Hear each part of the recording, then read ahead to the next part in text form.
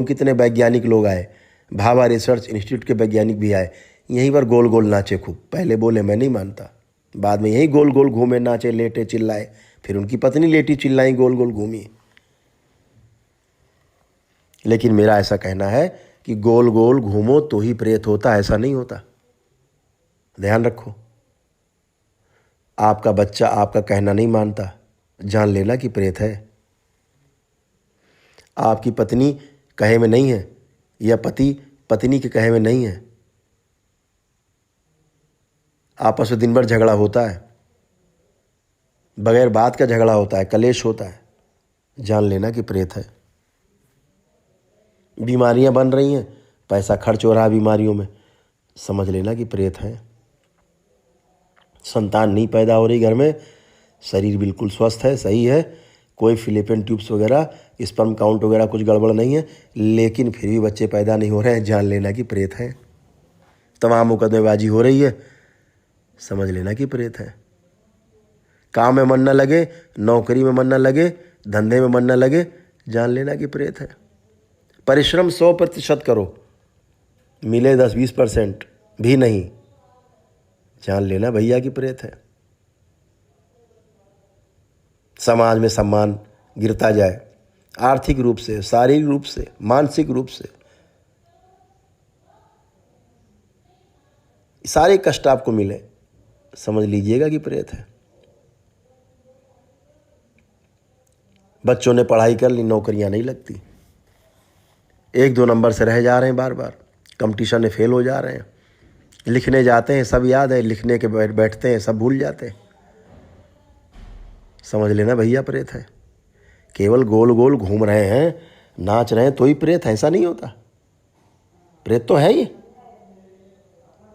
और फिर अगर घर में एक व्यक्ति प्रेत बाधा से ग्रस्त है तो DNA एक होने के कारण वो प्रेत आप सब में घूमते हैं, ध्यान रखना, इसलिए प्रेत सब में है। लेकिन मैं बार बार कहता हूं, इनसे डरना नहीं है। इनसे डरने का मतलब आपके शरीर में एक केमिकली रिएक्शन होता है, एक रासायनिक परिवर्तन होता है। आप जैसे ही डरते हैं, डर से संबंधित, जब डर का भाव गहरा होता है, उस डर के भाव से संबंधित शरीर के अंदर जो ग्रंथि है, अंतःस्रावी ग्रंथियां, वह उससे सक्रिय हो जाती हैं और उससे 10, 20, 25, 50 बूंद रस निकल के आपके शरीर के खून में मिक्स हो जाता है। यह जो उस ग्लैंड से निकला है, यह प्रेत का भोजन है। यह आपके डर के फलस्वरूप निकला है। आप डर गए, प्रेत का भोजन तैयार। प्रेत इसीलिए आपको बार बार डराने की कोशिश करता है। प्रेत आपको जान से नहीं मार सकता, डराता है। क्यों डराता है? उसको भोजन चाहिए। आप डर गए, भोजन तैयार हो गया उसका। डरना नहीं, इन्हें डराना है। इनकी धमकियों में आना नहीं, इन्हें धमकाना है। लेकिन परिवार के सदस्य के साथ जो इस पीड़ा से गुजर रहा है, उसके साथ मारपीट नहीं करनी चाहिए, ये ध्यान रखो। इस दरबार में भी किसी को हाथ नहीं लगाया जाता, किसी के साथ मारपीट नहीं की जाती, छुआ भी नहीं जाता। दरबार की अदृश्य शक्तियाँ ही, आप स्वयं देखने वाले हो, सारा ट्रीटमेंट करती हैं, आपको तमाम बाधाओं से मुक्त करती हैं। यहाँ कोई तांत्रिक, कोई ओझा, कोई यहाँ पर झाड़ फूँक करने वाला नहीं। यहाँ बड़ा बड़ा लिखा हुआ है, कोई झाड़ फूँक कोई यहाँ पर नहीं होती। कोई तंत्र मंत्र, टोना टोटका, वशीकरण, उच्चाटन, मारण कुछ भी नहीं होता। सब लिखा, ना कोई बलि दी जाती है यहाँ किसी प्रकार की। यह तो दरबार है, पूजा पाठ करो, भगवान भोलेनाथ और माँ कामाख्या का दरबार है। यह दरबार गुरुओं का दरबार है। हमारे परम पूज्य गुरुदेव पंडित श्री राधा रमण जी मिश्र और हमारी माँ गुरु माता माँ कामरू कामाख्या की, ये उनका दरबार है सजाया हुआ। ध्यान रखो, डरना नहीं है।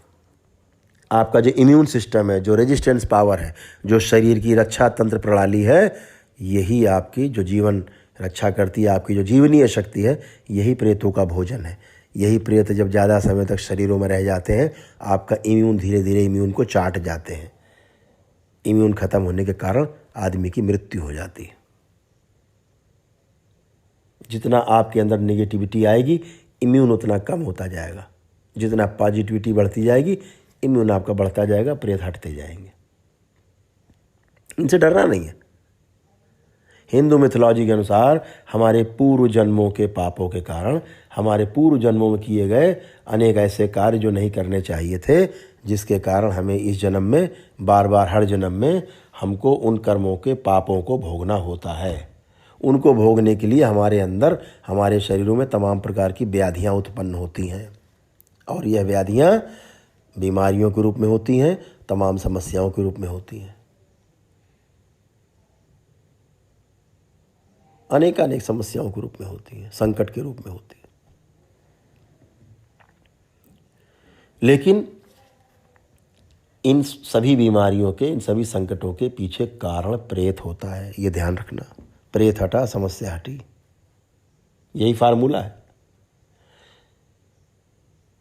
मैंने जैसे पहले बताया, यहाँ पे ब्लड लाइन का ट्रीटमेंट होता है दरबार द्वारा। अगर कोई आपके हवन में बैठता है परिवार का तो ठीक, अगर कोई 2-4 लोग, 1-2 लोग नहीं बैठते तो भी कोई दिक्कत नहीं। आप जब हवन शुरू करते हो, हवन के पहले आप पूजन पे बैठते हो और जब भगवान शिव परिवार का पूजन करते हो, पूजनी बाबा जी का पूजन, दरबार का पूजन करते हो, उसी समय आप पूजनी बाबा जी से प्रार्थना कर लो कि हमारे परिवार का ये सदस्य इस कारण से नहीं बैठा है। पूजनी बाबा जी कृपा करो, हे प्रभु कृपा करो, इनके ऊपर भी जो संकट हो उनको भी खींच करके इन्हीं हवन में भस्म कराने की कृपा करो। आप जो संकल्प लोगे पूरा हो जाएगा। आपको हमेशा ध्यान रखना। आपसे और भी ये बात कहना चाहूँगा, बहुत बातें करना चाहता हूँ, समय आपका ज़्यादा न लेकर के इतना कहना चाहता हूँ कि आप ये ना सोचें कि आप हवन नहीं करेंगे तो आप स्वस्थ नहीं होंगे। यहाँ बड़ा बड़ा लिखा हुआ, कई जगह लिखवा रखा मैंने। अर्जी हो, चाहे बंधन हो, चाहे हवन हो, सिद्ध हवन हो, चाहे अगियारी हो, यहाँ ये सब करने के लिए केवल आपको दरबार की ओर से सलाह दी जाती है। ये करने के लिए आप बाध्य बिल्कुल नहीं हैं। कोई भी ज़बरदस्ती और कोई भी दबाव आपके ऊपर बिल्कुल भी नहीं है और ना कभी किसी से कहा जाता है। यहाँ राजा, रंक और फ़कीर सबके लिए एक जैसा नियम है। यहाँ तो सिर्फ सलाह दी जाती है, करना है तो करो, नहीं करना आपकी मर्जी। कहा जाता है यहाँ पर कि बंधन लग गया है आपको, अब आपको मांस और शराब नहीं खाना पीना है, नहीं, बंधन खंडित हो जाएगा। मर्जी आपकी, खाओ पियो, भोगना आपको है। तो हवन करना न करना ये आपकी इच्छा पर निर्भर करता है, ये आपके भाग्य पर निर्भर करता है, ये आपके बुद्धि और विवेक पर छोड़ा जाता है कि आपको हवन करना है कि नहीं है करना है। ये आपको ध्यान रखना है। आपको कभी भी ये नहीं सोचना है कि हम हवन नहीं करेंगे तो हम ठीक नहीं होंगे। आप भी ठीक होंगे, लेकिन वो आपकी श्रद्धा, भक्ति और विश्वास का मामला है जो सीधे बाबा जी से लगानी है, सीधे भगवान भोलेनाथ और माँ कामाख्या से, माता से लगानी है। वह भक्ति, वह श्रद्धा, वो विश्वास आपको सीधे सीधे लगाना है। आपको सीधे सीधे आकर के उनकी शरण में प्रार्थना करनी है, अपनी हाजिरी लगाना है। वह आपके और पूजनी बाबा जी के, आपके दरबार के बीच की श्रद्धा और भक्ति का मामला है। आप कब ठीक होंगे, यह दरबार और आपके बीच का मामला है। आप हमसे ये नहीं कह सकते गुरुजी हम 6 महीने से आ रहे हैं, ये 1 वर्ष से आ रहे हैं गुरुजी और हम अभी पूरी तरह ठीक नहीं हुए। मैं एक ही शब्द कहूँगा कि भैया आपकी श्रद्धा और भक्ति में कोई कमी होगी, और बढ़ाओ श्रद्धा। अरे यहाँ तो बगैर हवन किए लोग 1-1 दिन में ठीक होकर चले हो गए, ठीक होकर के चले गए। 10-10 साल की पीड़ा भोगते थे, 1 दिन में ही ठीक होकर चले गए, आज तक ठीक है। ऐसे भी तमाम लोग ठीक हुए जो तुरंत ठीक हो गए, ठीक होने के बाद उन्होंने हवन किए, 1-1 दिन में ठीक हो गए। ये तो उनकी भक्ति का मामला था, उनके विश्वास का, उनकी श्रद्धा का मामला था, वो ठीक हो गए। ऐसा आप भी कर सकते हो। लेकिन बताया इसलिए जाता है हवन करना है, पूजन करना है, यह वैदिक परंपरा का एक हिस्सा है, हमारी सनातन परंपरा का एक हिस्सा है। आपसे बलि देने को नहीं कहा जा रहा है, आपसे कहीं चल के मशीन, जमीन जायदाद का टुकड़ा देने के लिए नहीं कहा जा रहा है। आपको सिर्फ घर में अपने पूजा करने के लिए कहा जा रहा है। फिर भी आपकी इच्छा, आपकी बुद्धि, आपका विवेक, आपका भाग्य, आपकी क्षमता, हवन करना न करना, इस सब पर निर्भर करता है। इसके लिए आप बाध्य नहीं है। हवन का सिर्फ इतना ही अर्थ है कि आप एक समयबद्ध कार्यक्रम के अंदर, एक समय सीमा के अंदर प्रेत बाधा से मुक्त हो जाते हो। चाहो तो 5 महीने में मुक्त हो जाओ, चाहो तो 5 दिन में मुक्त हो जाओ, ये आपके ऊपर है। यहाँ बहुत लोग आते हैं, भ्रमित होते हैं, लेकिन भ्रम जल्दी टूट भी जाता है।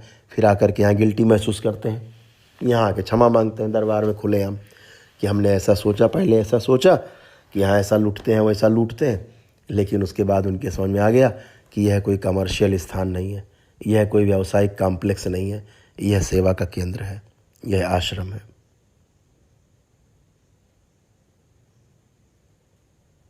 यहाँ सिर्फ सेवा भावना है और सेवा भावना के साथ ही पूरी मानव जाति की सेवा के लिए हम लोग तत्पर हैं।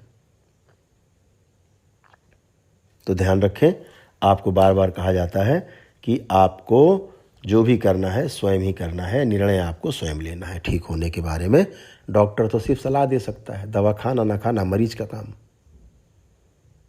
दवा खरीदना ना खरीदना मरीज का काम। तो दरबार से तो बताया जा रहा है, जो हवन की आप किट लेते हो उसमें कोई मूल्य नहीं है। एक सहयोग राशि दे करके आप हवन की किट प्राप्त कर लेते हो और अपने घर में करते हो। उसमें जो भी हवन की सामग्री है उसके साथ साथ जो भी दक्षिणा वगैरह है वो सब उसी में सम्मिलित है। इस हवन को करने के लिए आपको किसी ब्राह्मण की आवश्यकता नहीं पड़ती। इस हवन को बार बार आहुति नहीं डालनी पड़ती। इस हवन में करते समय कोई बार बार मंत्र नहीं पढ़ने पड़ते। एक बार अग्नि दी, दूसरी बार में करौली सरकार की जय बोल के 3 बार या ओम नमः शिवाय 3 बार बोल के और पूरी की पूरी हवन सामग्री 3 बार में हवन में डाल देनी है। वह हवन चलता रहता है, 2.5 से 3 घंटे तक हवन चलता है। आप बैठ जाइए, हवन चलता रहेगा। भजन लगा दीजिए शिव जी के और माताओं के भजन लगा दीजिए, बैठे रहिए। जिस पर पेशी आती है, सवारी आती है, उस पर आने लगेगी। जिस पर नहीं भी आती उस पर भी आने लग जाती हैं तमाम सवारियाँ। तो वो उससे चिंतित होने की आवश्यकता नहीं, वो सब दरबार का काम है, संभालती। आपने इधर अग्नि दी हवन में, उधर दरबार आपके यहाँ हाजिर, पूरा दरबार। स्वयं भगवान भोलेनाथ, माँ कामाख्या, स्वयं पूज्य गुरुदेव, गुरु माता हमारी और सभी देवी देवतागण, सभी गण भाई बहनें सब आपके यहाँ जाते हैं। बहुत लोगों को दिखते भी हैं। यहाँ तमाम लोग ऐसे बैठे हैं जिनको सब दिखाई देता है, उनको सुनाई देता है, वो बातें भी करते हैं। उनको पूरा दरबार दिखता है आता हुआ, और संहार करते हुए माताएं भी दिखती हैं। यहाँ तमाम लोग ऐसे बैठे हैं, आप देख सकते हैं। ऐसे तमाम लोग यहाँ बैठे हुए हैं जिनको सब दिखता है। तो आपको दिखे या ना दिखे, दरबार तो पहुँचता ही है। तो एक छोटा सा बच्चा भी 10 साल का इस हवन को कर सकता है। ऐसा हवन पूजनी बाबा जी और माता जी द्वारा बनाया गया कि कोई भी कर सकता है। इसको करने में कोई परेशानी नहीं। एकदम सरल विधि, एकदम सरलतम। जो काम 100 तांत्रिक भी मिल करके आपके घर में नहीं कर सकते, वो एक 10 साल का बच्चा अग्नि दे करके हवन में कर सकता है। हजारों प्रेतों को भस्म और संहार करा सकता है और आप इस बाधाओं से आराम से मुक्ति पा जाते हो। आपको डरने के स्थान पर बहुत समझदारी पूर्वक आपको काम करना है, समझदारी से काम लेना है आपको, ये आपको ध्यान रखना है। अज्ञानता खत्म, समझदारी बढ़ेगी निश्चित रूप से। समझदारी बढ़ेगी निश्चित रूप से, आपकी पीड़ा कम होगी, आपकी पीड़ा कम होगी और फिर वह पीड़ा आपको कभी भी नहीं होगी। ये दरबार का आपको आश्वासन है। यहाँ पर चिकित्सा के नाम पे किसी से कोई शुल्क नहीं लिया जाता है। कोई भी रुपया पैसा चिकित्सा के नाम पर कभी भी किसी से नहीं लिया जाता। यहाँ एक बहन जी बैठी हैं, वो पूछ रही थी कि गुरुजी पैसा ज़्यादा पड़ता है क्या? यहाँ कोई पैसा रुपया नहीं पड़ता। पूजन पाठ करना है तो करो, अपने घर में नहीं करना है तो मत करो। एकदम कोई बाध्यता नहीं है। यहाँ एक भी रुपया चिकित्सा के नाम पर किसी से नहीं लिया जाता। ऐसा नहीं कि आपको देखा आप अमीर आदमी हैं तो आपसे कहा गया कि ठीक है आप 2 लाख जमा करो तो आप ठीक हो जाओगे, जल्दी कर देंगे फटाफट आपको 5 दिन में। ऐसा कुछ भी नहीं। राजा रंक फकीर सबके लिए एक ही नियम, एक ही विधि, एक ही सबके लिए नियम लागू हैं, सबके लिए। तो आप बार बार कहेंगे मेरी ये समस्या, दूसरा कहेगा मेरी वो समस्या, तीसरा कहेगा मेरी कुछ और समस्या। आप समस्याओं को अलग अलग हमसे बता सकते हो, लेकिन मैं बार बार आपसे यही कहूँगा, समस्याओं की जैसे सुनूंगा आपकी, उसके पीछे बताऊंगा मैं कि इसके पीछे संकट है। संकट दूर, समस्या खत्म। तो समस्याएं अलग अलग दिखती हैं, कारण एक है और निवारण भी एक ही है कि आप हवन करें सिद्ध हवन ले जा करके, या फिर आप पूजनी बाबा जी से, माता जी से, इस दरबार से अपनी आप श्रद्धा भक्ति भाव बनाए रखें और आप बगैर हवन के भी स्वस्थ होते हो। अब आपका समय ज़्यादा न लेते हुए मैं इतना ही कहना चाहूँगा कि आपका परिवार सुखी रहे, आपका मंगल हो, कल्याण हो। हरि हर।